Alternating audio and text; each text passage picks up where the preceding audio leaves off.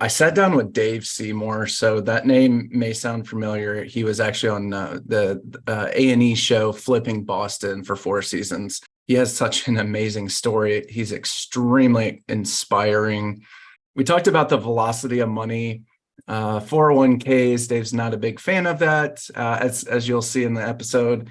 Man, I had such a great time with Dave.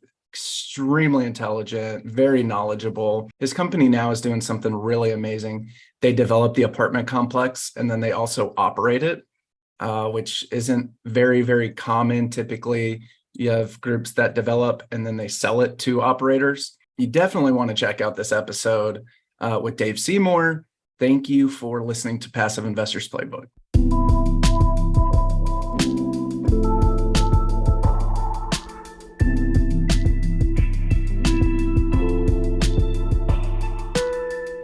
Welcome to Passive Investors Playbook. I'm your host, Charlie Hardage. In each episode, we'll sit down with successful people that turn to real estate to build and grow their wealth. We do a deep dive into why they chose real estate and what makes it so attractive to them. We explore why people in their industry could also benefit from passively investing in real estate. Whether you're a beginner or an experienced investor, a doctor or a professional athlete, love your job or hate your job, our show is here to help you build a profitable real estate portfolio while maximizing your free time and minimizing stress. So sit back, relax, and get ready to learn from some of the best in the business. Welcome to Passive Investors Playbook.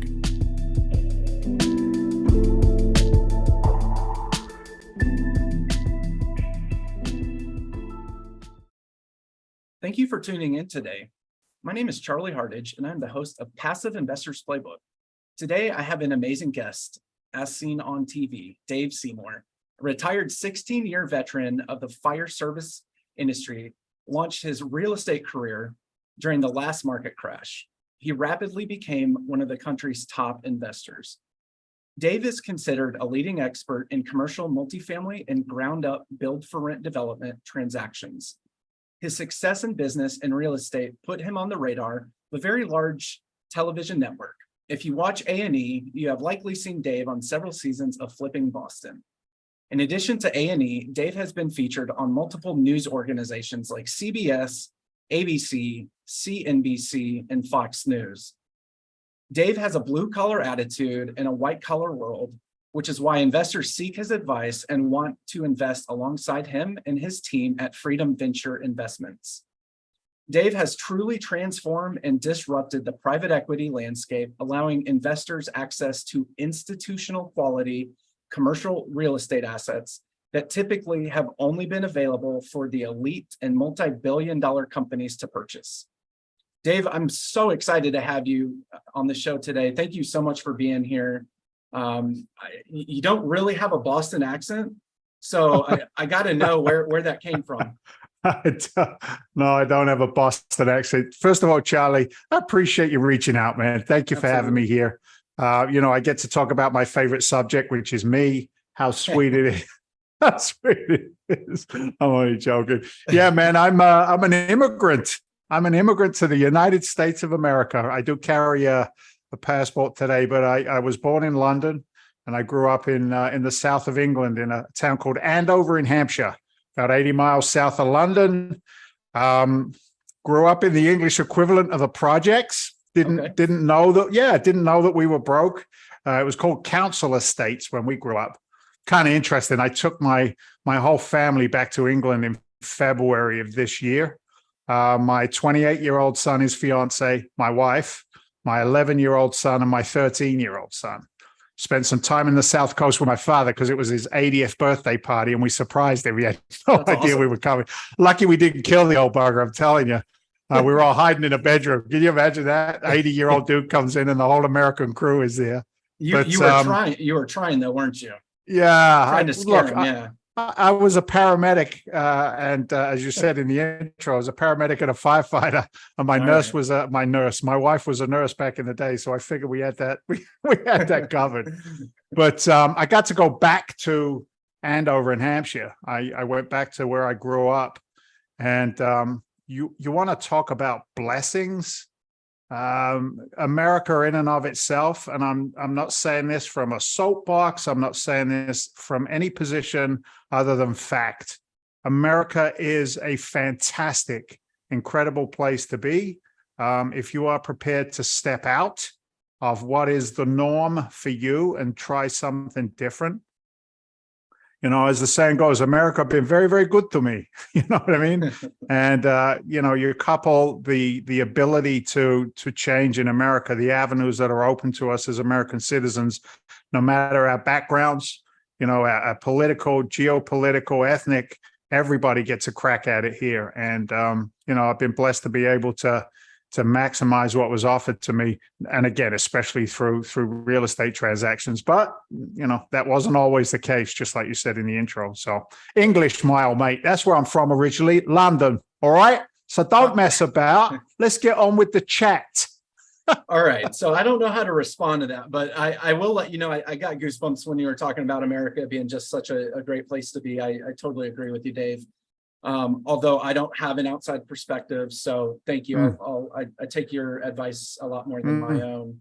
Yeah, for sure. And one thing you said, Dave, which I totally love and agree with, is you got to step out. You got to step out of your comfort zone. It's not just going to happen. You got to, and risk is probably not even the right word, but you got to step out of your comfort zone, because 99 out of 10 times, or out of 100 times, it's not just going to come to you, right? You gotta create it. You got to make it yourself. So I love that. Yeah, for sure. Seekers, those that seek shall find. You know what I mean? It's that kind of concept. Love that. So you are from Hampshire, not New Hampshire, which I've heard of and I've been to. So you're from London originally. You came over to the States. About how old were you? I was just a young buck. You know, I got a little story behind me, you know what I mean? Yeah. I was in college in London, and I met my first wife. She was over in London on a teaching program from Indiana State University. She was actually from Long Island, New York, via West Virginia. And her visa ran out, and it seemed like a really good idea at 20 years old to emigrate and get married. And my plan was to join the United States Air Force. That didn't happen. I messed around for 3 years, man. I was a bit of a crap show, to be frank with you. I grew up in a culture that was very much oriented towards alcohol, and you know, it took me down a slippery slope really fast. And through the grace of God and some circumstances that came into my life, I quit drinking at the age of 23 years old. I'm now 56. So, you know, that was how I ended up in the States. I came over on a fiance visa, and eventually ended up in New England. And you say, you know, Hampshire, the weirdest thing was coming to New England and seeing all the same towns that I knew growing up as a kid.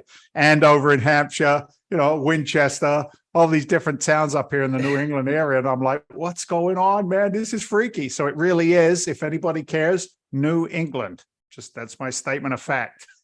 Americans are really creative, as you'll find out. We put new in front of a word, and now it's a new state, like New Mexico or New York. Yeah, New York. Yeah, I get it. Yeah. So you came over when you were young. I definitely appreciate you talking about alcohol. I know this is not an alcoholic show.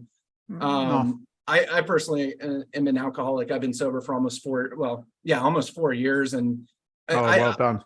Yeah, no, thank you. And it's been, man, I truly feel it. And it's now that you had talked about that, and I'm thinking about it, Dave, like really in the almost 4 years since I've been sober, that's when I've acquired 6 properties, almost 1,100 units. And I never did that, never thought about that before. But anyway, and obviously you were young, you were 23. I'm sure it's really hard for you. I did it at 35 or so.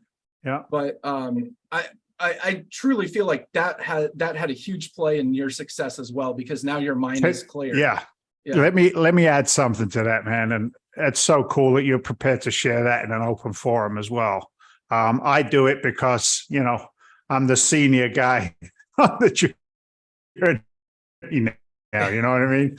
Like, I have no exposure. I don't, you know, other people's opinions of me are none of my business. So I'm pretty free when it comes to all of that stuff. But I remember early in sobriety hanging out with my then sober friends who were all on this journey together. And I listened to the tenacity of the alcoholic, the stick-to-itness, right? The commitment to finding a drink and getting drunk and all of the chaos that came with it. Yeah. And I said to my buddies one time, I said, if we just put in a tenth of the effort into a business or something with positivity attached to it, personal development, I don't know, making an impact in society one way or another in the positive instead of the challenges that we've faced as individuals, just 10%, we can crush it, man. We can rule the freaking world. Yeah. And some of my buddies looked at me like I was crazy. Yeah. And then some of my buddies looked at me like 33 years later, and they're like, oh my God, what are you doing? How did you do that? And how much money are you managing? And you're on TV doing what? And you're here teaching what? And I'm like, it's my isms, man. It's my drive, my inability to sit still, my inability to accept the status quo. And I think, and I say this not for ego or anything of that nature, but it's also my drive to help, right? To enlighten people to possibilities outside of what they've been taught. That kind of ties in a little bit with, what we were talking about earlier on with, the 401k chaos, right? That man, that stuff, if I could throw a bunch of expletives out there, I'd do it. Because every time I look at my pension from the fire department, I look at my 401ks from my other jobs that I had prior to real estate, and I'm like, somebody was making some money somewhere, and it sure as heck wasn't me, right? Yeah. Where did the money go?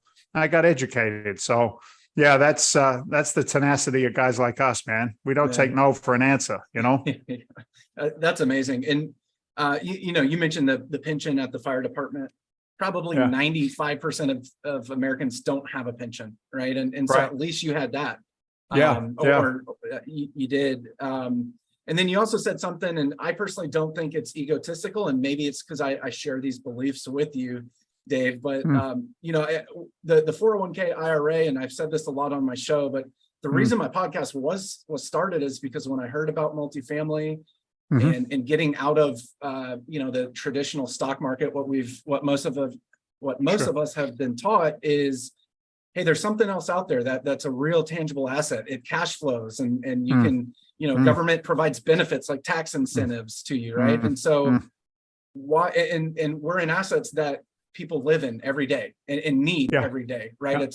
And so you mentioned it's a little bit maybe egotistical about helping others, and I completely disagree, and because I have that same point of view, because there are so many people out there, and many of my listeners who have actually even reached out to me to say, this is perfect, this is exactly what I needed, because I didn't know about passive investing in real estate. I don't have the time, or I don't have the knowledge. So I don't think that is at all egotistical. I truly think that what we do helps people, not only our investors, but also helps the communities that we own, because we're not just slumlords, right? We're landlords that actually want to build communities, not make a penny off of it, right? So anyway, that's my reason. Soapbox. Yeah, no, dude. Look, the reason that I use the term egotistical, I think, with success at whatever level it is, I think with success there can be a tendency to expound a little, right? Yeah. Stick your chest out, maybe shoot videos of yourself in a Rolls Royce and a private jet in front of a big pile of money, right? Maybe, I don't know. On that, by the way, I saw that video one time. It wasn't my video, right? But I learned from some pretty cool guys, elderly statesmen. I learned that the definition of humility is doing something good for somebody else, but keeping your mouth shut. But yet I want to scream from the mountaintop how powerful passive investing can velocitize retirement accounts in comparison, right? In comparison to the line of crap that's consistently been fed to the middle-class Americans, right? Yeah.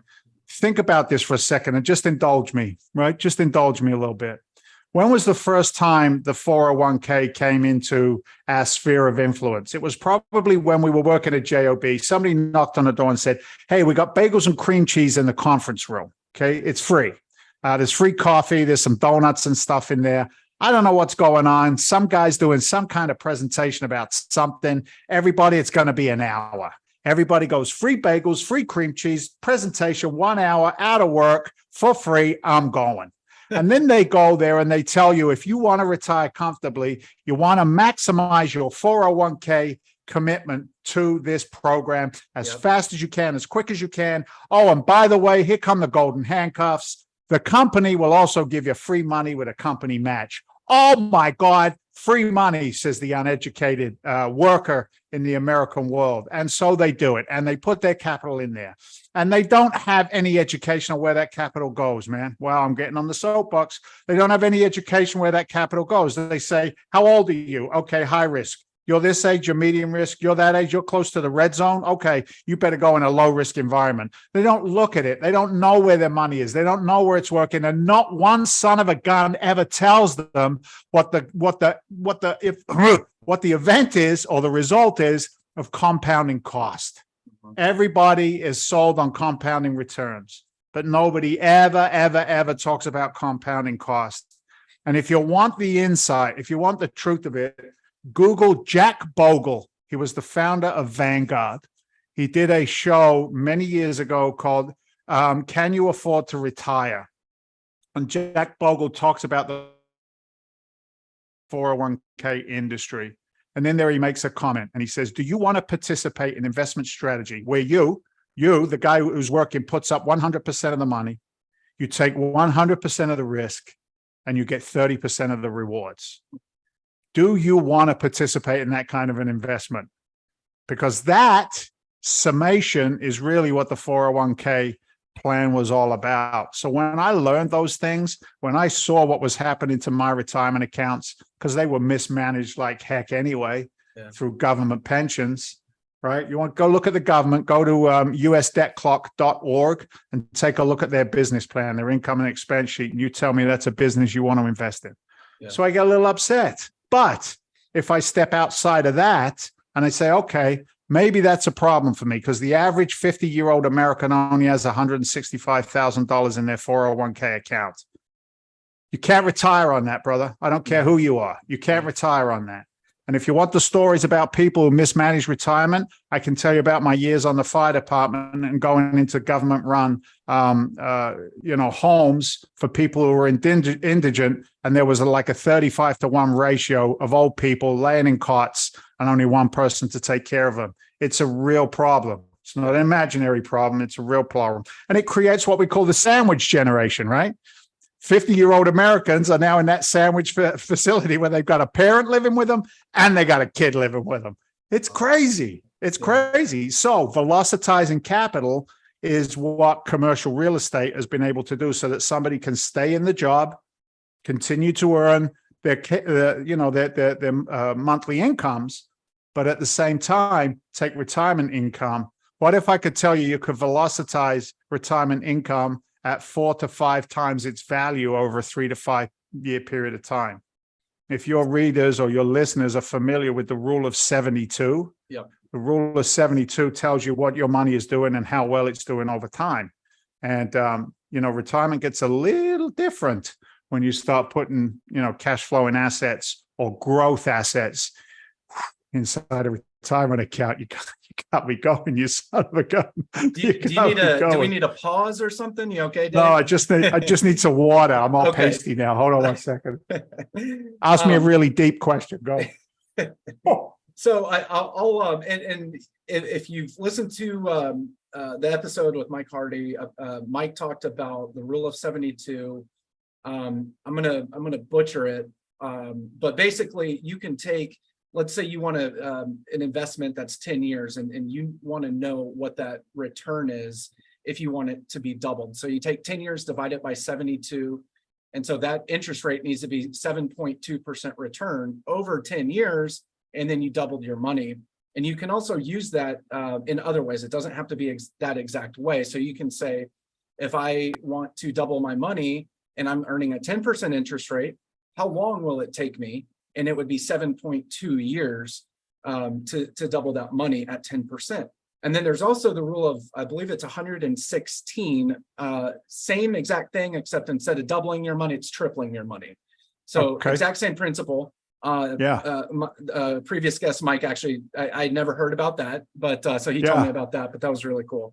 We live by that. Look, 1%. I know the, the CDs, certificates of death, have, bumped a little just due to the fact of the Fed raising, the core cost of capital. But the easiest way for me to understand it was, guy said to me, if you're earning 1% on your money and you got 100 grand, it's going to take 72 years for that 100 grand to be 200 grand. Do you have enough time? Do you have enough time? And the answer was an obviously resounding no. So I needed to velocitize my retirement. I took all of my pension money from the fire department. Wasn't a lot after 16 years. I'd gone through a divorce because all I was doing was working. I couldn't be a husband or a father to my oldest son. I took half of that money. I believe it was 172, I think. And I have turned that money over probably 5 or 6 times in 10 years. Wow. How do you like them apples, right? That's commercial real estate investing. That's education implemented. And I can do the same thing with other people's capital, right? So 172K, let's just say 172. You've increased that 5 or 6 times, or 5 or 6x over 10 years, I think you said. Is that right? 10 years? That same amount of money in a 401k would probably be 220. Yeah. I think I like the apples that you're selling, man. So I love that term, velocitize your money and the velocity of money, because and very transparently, that's something I've only really heard probably the last 6 months or so. And I've been in real estate and commercial real estate for 3 years and real estate investor for about 7 now. And I've never heard that term, velocity of money. And I think that is so important. So I'd love for you to you don't need to get worked up, Dave, but I'd love to go. I'd love for you to go into more detail about the velocity and what that means and how it works. Look, money, I think the true buying power of a dollar bill in this current economy is about 3.5 to 4 cents, right? So if that's the buying power of a dollar bill, what should I be doing with that dollar bill? Unfortunately, because of the fear-based economy in which we live in, the fear-based environment, which is thrown at us consistently through media, through social media, right? FOMO, fear of missing out. What's this guy doing? What's that guy doing? People have consistently relived the story that's given. Save your money, hold on to your money. You got to save for a rainy day, David. Right? Don't pull that credit card out. Don't do it. Credit is bad. Right? We're preconditioned. And I don't want to upset him. I don't give a crap. If you're upset, tough. It's your problem, not mine. There is a sheep mentality from the 401k, from the understanding of capital. If you looked at the financial education statement of America, it's donkey, dude. We have failed miserably. It's an F, right? And if that is our framework in which we learn about capital, then what's the other side of that? Right? Because there are an elite group of people, Charlie, that don't think the way the average consumer or technician does. Technician trades their time for money. They hold on to their money. They protect it. They pay down their primary residence mortgage because they're told it's an asset. It's not. It's a liability. Liabilities take money out of your pocket. Assets put money into your pocket. It's not freaking rocket science. And yet we're told our home is our asset, blah, blah, blah, blah, blah, right? So I was mentored, man. I was coached and I was mentored, and I surrounded myself with a different mindset of people that made me ask probing questions. Guy said to me, let one free so it can come back with 2 or 3. I said, what are you talking about? He said, let it go, man. Let it go. Money hates resistance. It's not designed to sit still. It's a tool, and the tool has to be in motion to be proficient. Let one free so it can come back with 2 or 3. Let it go. Buy a house that cash flows. Pay down some of the debt, refinance, pull the equity out, and go buy another one. Let one free, David, so it can come back with 2 or 3. So I've done that throughout my career, flipping houses. I've flipped tons of houses. I made some great money, 6 figures, 7 figures over the life of my flipping career. I like to wholesale properties. I like to get $100,000 check for houses I've never owned, right? And still been of great service to sellers. So when it becomes normal to get, 3x, 4x returns on capital, then that sets a new barometer. That sets a new bar, if you will. Guy said to me one time, Dave, he said, I don't get out of bed without a 20% expectation of return on my money, right? And if I'm in front of a room of people and I say to them, who thinks that paying 20% on your capital is egregious? That's disgusting. That's robbery. Everyone will throw their hand up and they'll go, ah, right? Pitchforks, and everyone's getting angry, right? But then I say to them, who in the room would like to receive 20% on their capital? And all of a sudden you see this mind shift, right? This switch of concept. A paradigm is looking at the same thing that you've seen every single day, but now all of a sudden it means something else, right? And I think velocitizing capital is a paradigm that very few get, but those that experience that paradigm, those are the ones that don't have to worry about their retirement plans. Those are the ones that can look for 3x, 4x capital returns targeted, structured in a real estate environment, which is sticks and bricks. It's not crypto. It's not magic money that bops around in the universe. I'm sure there are people who are making a ton of dough playing that game. I'm not one of them. I'm old school, baby. If I can't touch it, I can't lick the bricks, I'm not buying it. So, them finding GPs, general partners, operators like we are, finding those good GPs who know what they're doing and can take a small piece of my capital, put it into a bigger deal, right? A velocitized deal. That's really the magic of syndication and having money work with vigor, right? Don't have lazy dollar bills, man.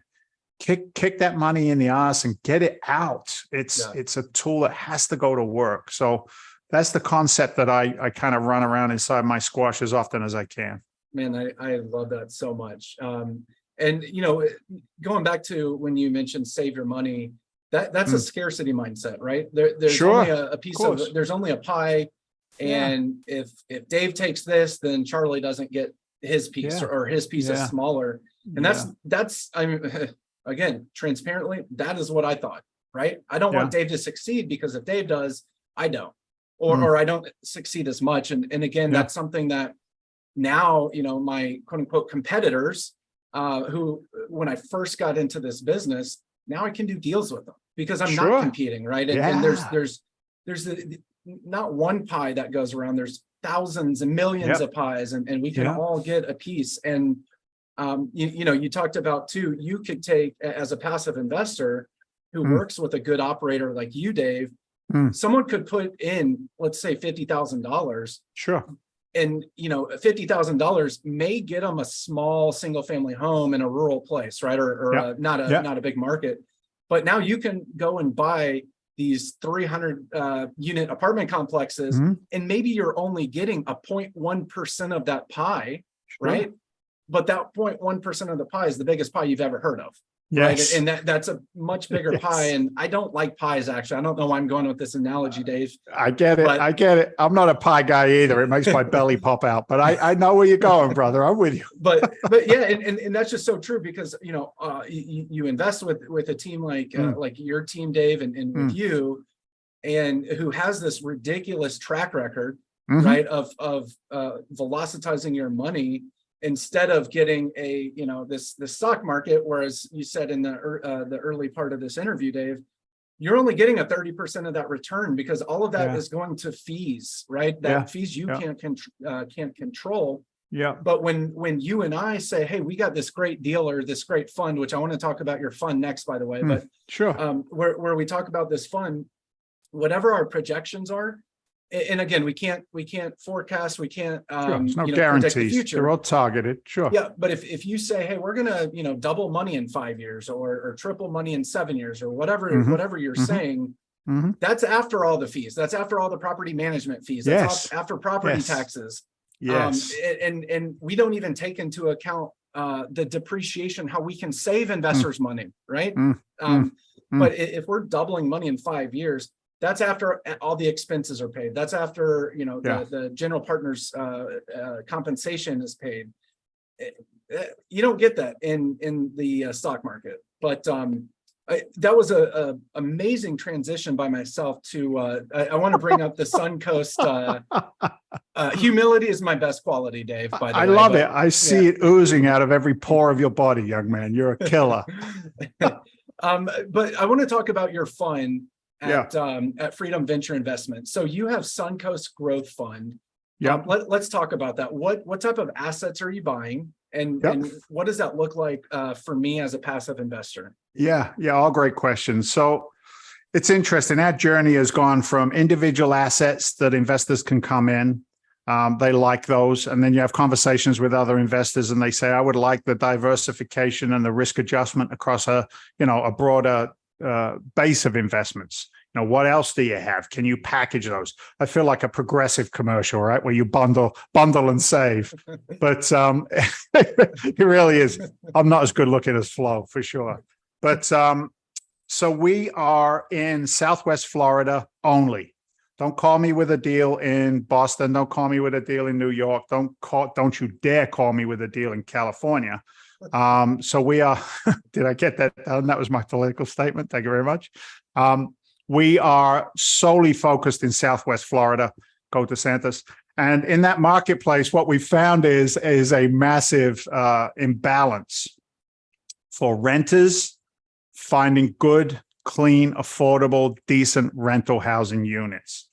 So when we looked at that imbalance, it just screams an anomaly for us. And the anomaly was build as much as we can, as fast as we can, to really be in a position to take in the population growth in the Southwest Florida market. And I think it's important to give it a little context, first of all. COVID created a massive migration to Southwest Florida in general. On top of that, it's still the #1 retirement state in the nation. Every retiree that moves to Florida, statistically, it creates 4 service jobs. Wow. And by a service job, I mean medical, right? Nurses, police, firefighter, hotel workers, restaurant workers, landscapers, electricians, plumbers, etc. You know, the list goes on. Those are all classed as service jobs. So there's this massive boom of population. So what we did was we looked at the landscape. We said, should we buy existing units currently? Well, if you're familiar with the business of multifamily investing, because of the billions, trillions of free money that came flowing into the economy during COVID, all that money has to go somewhere. And the smart people put it straight into multifamily investing. So when you have that huge influx of capital into one business strategy, existing structures, it creates an increase in cost of the assets and a decrease in what we call cap rate or capitalization rate.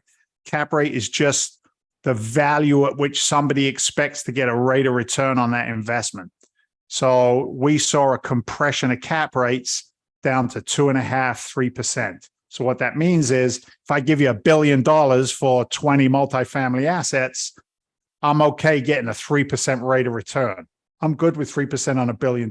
Who am I talking about? Hedge funds, large insurance companies, Yale and Harvard endowments, right? The guys who can write the massive checks. So that takes the average guy out of the game. So we went back in and said, okay, those things can't give a yield to our investors. Where can we get a yield? And we went back to my partner's roots. So I'm partnered with a gentleman by the name of Walter Novicki. Walter Novicki has 30 plus years of development, repositioning, capital raising in the Southwest Florida market. He knows every single deal that's worth doing in that market. If we have more capital, we buy even more of the deals that are down there. So everything we do in the Suncoast Growth Fund It's approximately 1,200 units right now spread across 8 different assets, from 350 single family build for rent communities. So think of it as 350 houses on one master deed, to 15 units in the tertiary market of Tampa, which is kind of like a higher end market for us. 18 units, 15, 18 units going in there. They got some rental numbers at around 2,800 to 3,200. So that's the high end. But most of what we build is what we call the missed middle, which is that workforce housing that I described, being able to really take care of that community. Look, and for me personally, it's got a little bit of an emotional connection to it because, like you said in the intro, I'm a blue collar guy in a white collar world. So that's my people, yo. You know what I mean? So that's what we're doing down there. Investors can come into the Suncoast Growth Fund from 50 to, I've got millions of dollars have been committed to Freedom Venture from some family offices. But the average investor, accredited investor, can come into the Suncoast Growth Fund. We'll say 50,000. They are in a zero. This is very important. Zero cash flow in position for 3 to 4 years. But they need to understand that money is in the dirt. It's working with velocity, right? Think of it as Snow White and the Seven Dwarfs. The dwarfs is your money. It's in the ground digging like crazy, building the diamond mine. And then as we stabilize the assets, we bring them to market, stabilize the assets, cash flow the assets, then they start sitting in that cash flow. After 4 years, our investors have a right of redemption, meaning they can take their 50 back plus their profits. Most investors have said, I'm going to stay in for the long haul. This is retirement. I don't need that money. I don't need it for bills. And those investors can stay in 7, 10 years. We'll probably liquidate the portfolio at the 10-year mark, because at the 10-year mark, I know JP Morgan wants my portfolio. I know that BlackRock wants my portfolio. I know the insurance companies want my portfolio. So I build to a 6 or 7% on cost, maximize 10 to 12 to 14% IRR, or internal rate of return, right? Really work that number hard, money over time, knowing that I can exit out with a buyer like the big boys who would love what I'm building. They'll take it all in one foul swoop. Those guys will come in at a 3.5, 4 cap, giving me a 6, 7, 8, 9, 10 point yield on the investment. That's how my investors have a targeted return over the life of the investment, anywhere from, I would say, 3.6 to 4.4 equity multiple. Or think of that as anywhere between a 12 to 20% rate of return on that money, cash on cash, over the life of the investment. So that's what we're doing in Florida, man. A lot of moving parts, but it's a great day in the neighborhood. I love what I'm doing down there. Man, okay. So I want to recap that, because that's amazing. And Dave, I think where a lot of people, we buy assets from developers, right? Yeah. And developer is not, and for the audience, there's developers and then there's operators. And typically what happens if you're the first operator, like us, like Dave and I, that buy a property from a developer, they've done a good job at building it, but their business plan is not to operate it efficiently like we do. Yeah. Their business plan is to develop it as quick and as nice as they can and sell it for as most, get heads and beds and get rent. And then they sell it, but they typically sell it for a discount because it's not reached its potential, because market rents or the rents are much lower than market rents. There's usually amenities, but not all the amenities that are there. And so a lot of operators can get really good deals from developers, but what you do is totally different, and not many people do it. And so I want to highlight that, because I think that's phenomenal. Yeah. Not only do you develop it, and so instead of selling it to make a nice penny or several nice pennies, but you guys then operate it and operate it efficiently from day one, as opposed to buying it after it's already kind of messed up for a couple years. Sure. So you guys develop it for cheaper than you would be able to buy it. Then you operate it efficiently 7 to 10 years, and then you're going to go and sell it to a massive institution like JP Morgan or maybe Progressive, because you mentioned it earlier, but these massive insurance companies who, by the way, they invest in real estate. That's not their primary business, but that's how they pay out those policies.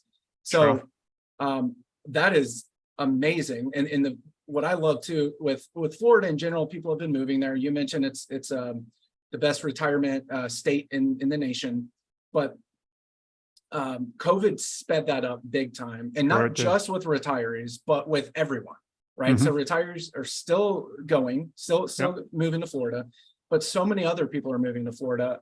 I don't have the data for this year, but last year, the top like 20 markets, I think half of them were in Florida, or almost half of them, just because there's this massive migration to Florida. And you guys, and you, I don't know how long you've known Walter, but he's had 30 years of experience in that market, which is insane to me that you've been able to partner with him, and maybe you've known him a while, but you've been able to partner with the probably absolute foremost expert in that market. And you guys just have this amazing opportunity for investors. And I didn't write down the equity multiple, but equity multiple is basically saying, if you put in $100,000 for easy numbers, you put in $100,000. I think you said it was a 3.5 to 4.5. Yeah, it's targeted out at a 3.4 to a 4.2x. So $100,000 investment. We'll make it easy on the low side. A 3x investment. 100,000 goes in at the beginning.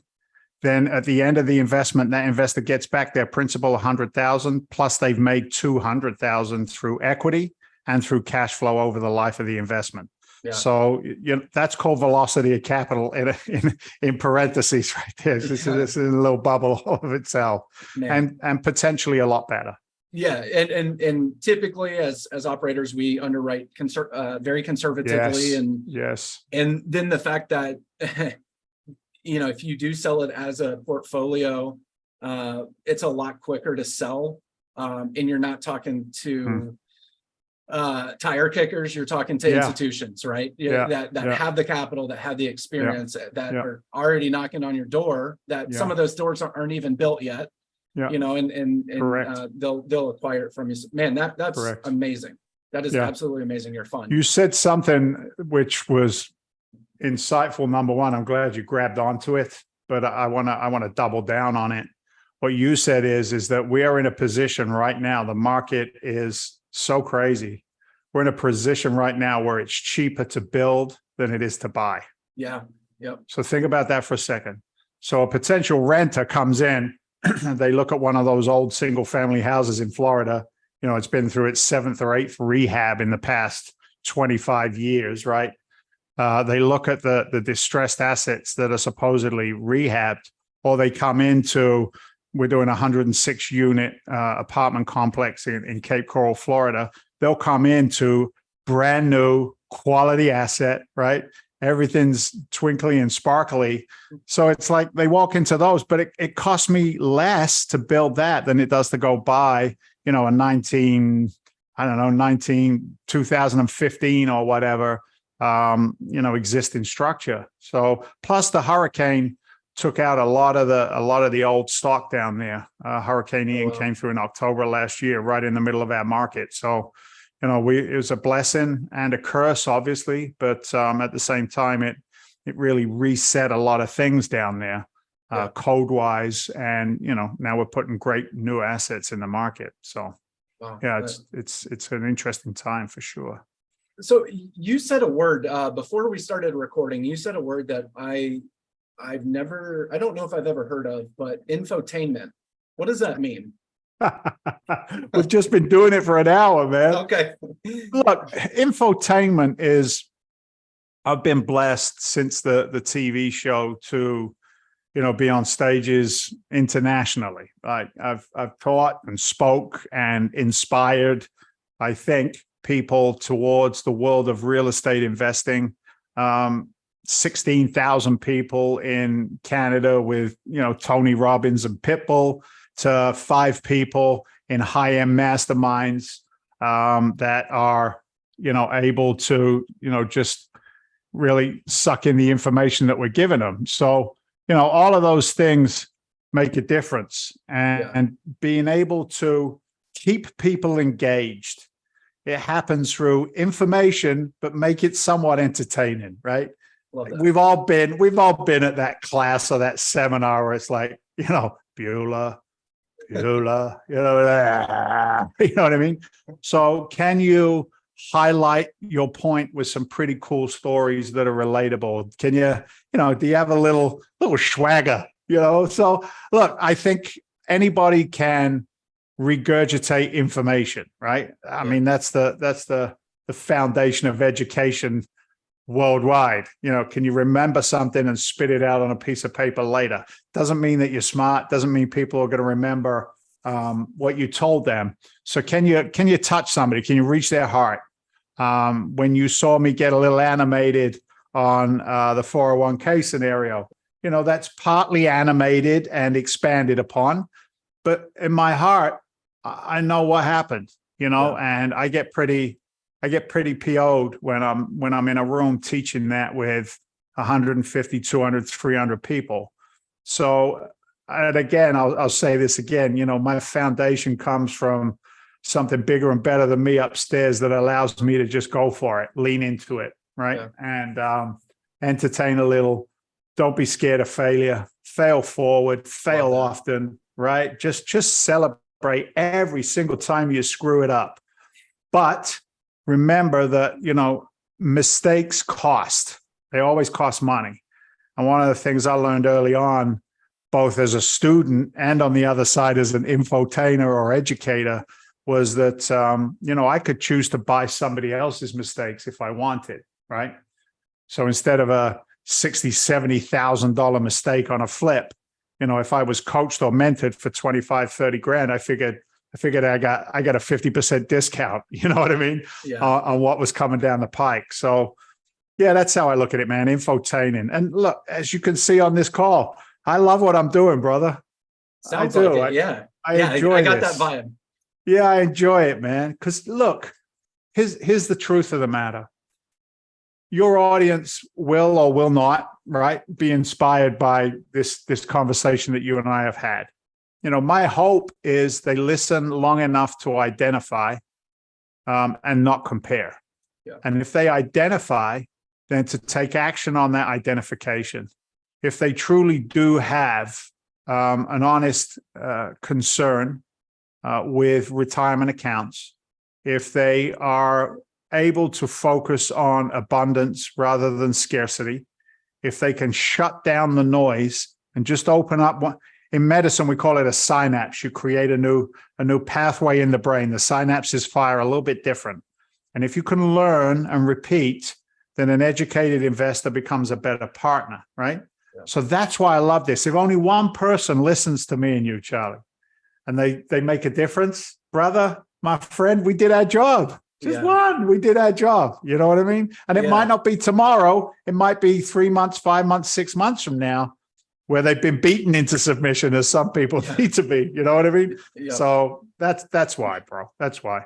Man, I love that. I love that so much. And going to the topic of education, I think a lot of people they don't invest in real estate because they are uneducated and probably ignorant's the right word because they don't know about it, right? And they they're like, yeah, that's great, but I can't do it because I'm not a billionaire. And I think for me, for the longest time, I didn't know what the heck I wanted to do. I knew it was real estate. I didn't know what in real estate. But when I educated myself about syndication, and I didn't have to be the expert. Dave is the expert. Walter's the expert. They got a huge team that are experts. I can say, here's my money. Do even a tenth of what you say you're going to do, and that's a better return than I'm going to get in a CD, and a bank, and in a 401k. And I think, if you would have said, hey, Charlie, 5 years ago, hey, Charlie, I got this deal for you. It's 5% in a savings account. I would have been all about it. Yeah, you would. But guess what? There's other stuff out there, and I didn't know about it. And again, I say this a lot, but this is a huge reason for this podcast, so I can have people like you share their side of it, because I'm sure my audience is like, Charlie, shut up.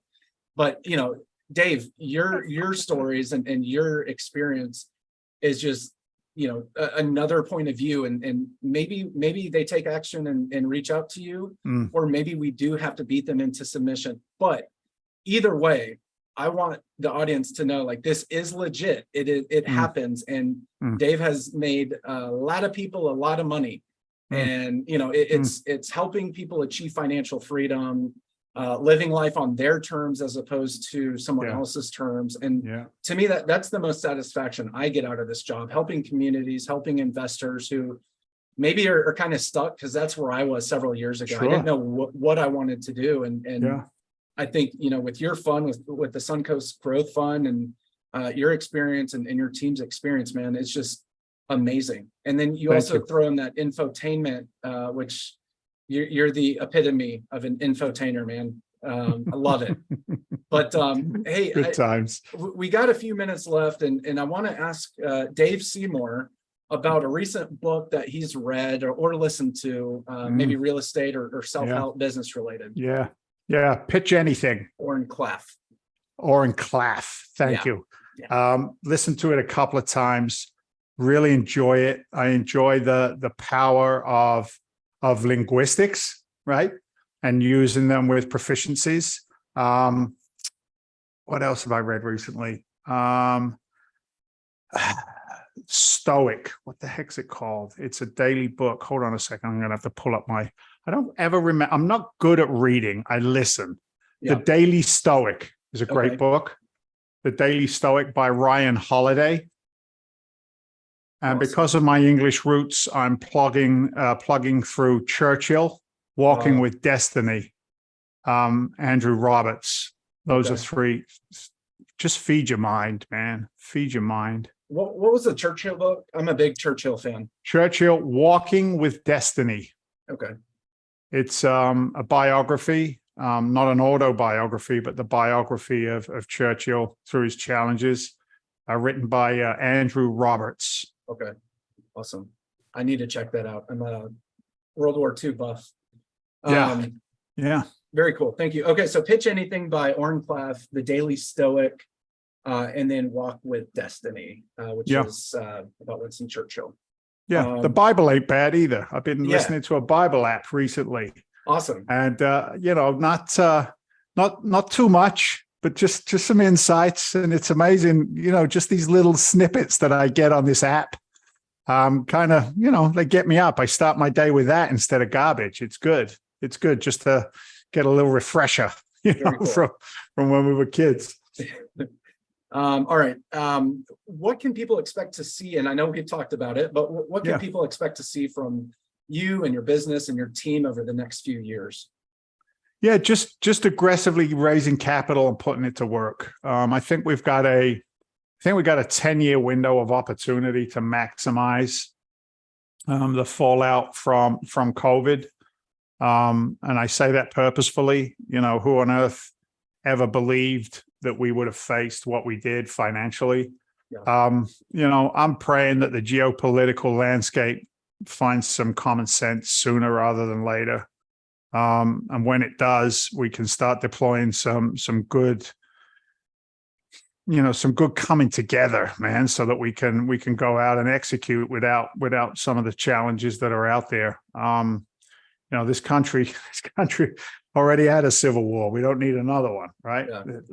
Let's figure out how we can raise the bar for everybody. So I'm conscious of that. I'm purposeful in that regard myself. The team is just going to keep on doing what it's doing, finding great deals, raising money, working it with velocity, building relationships like the one we've started today, and seeing where it goes from there. But, short term, 6 month, 1 year, 5 year, 10-year goals, they're important. We strategize those consistently. Love that. Love that so much. And Dave, I know if people Google you, you're going to pop up everywhere. So I want to let the audience know where the best place to reach you would be. Yeah, sure. If you went to our website, freedomventure.com, if you go there is a ton of education on there. There's an opportunity to talk to a team member there and ask any questions. You can reach me directly at dave@freedomventure.com. Okay. You can shoot me an email direct. Just let them know that, let me know that you heard us on this podcast. And then the office line, which will be picked up by my assistant. And again, make sure you let them know I heard you on Charlie's incredible podcast, 781-922-4418. Okay. That's a line that is monitored 24/7, and they'll let me know who's calling in. So there's 3 ways to get a hold of me. Then there's LinkedIn is always a great way to connect. Dave Seymour on LinkedIn. Twitter is no longer Twitter. It's now X, but I think I have a Twittery, Xy something somewhere. Dave Seymour 343. Okay. And I have all your social media and website. Yeah. Obviously, put that in the show notes.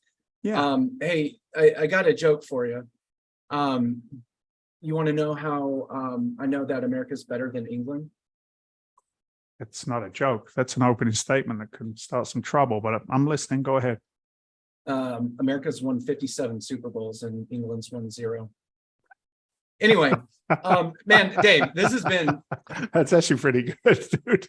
That's a nerdy gag, though. You know that, right? That's a real nerdy joke. I didn't come up with that. I saw it somewhere. I was like, I love that. But I'll take it. anyway, I'll take man, Dave, this has been amazing. I think you have, I love doing podcasts because I love talking to people like you, and I love learning more. But man, I just have learned so much. I'm thank you for sharing that you quit drinking when you're young. Thank you for sharing with your very, very humble beginnings in England and old Hampshire, we'll call it. Old Hampshire, Old Hampshire. Hampshire. Yeah.